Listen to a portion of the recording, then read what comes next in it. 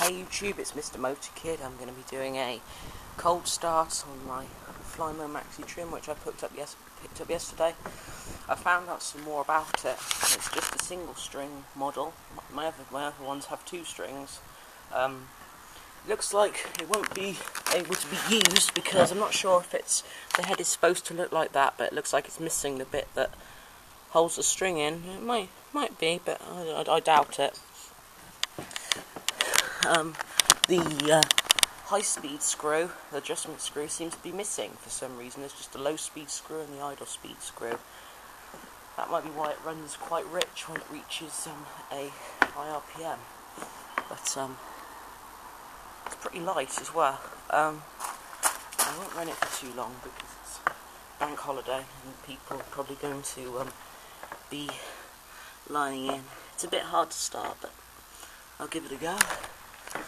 Put the camera down. What does that look like? That'll have to do, I think. Wait a minute. Oop. Sorry, it'll have to be a bit tilted.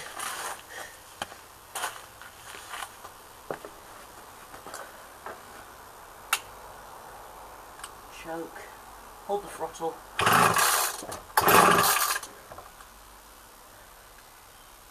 Half choke.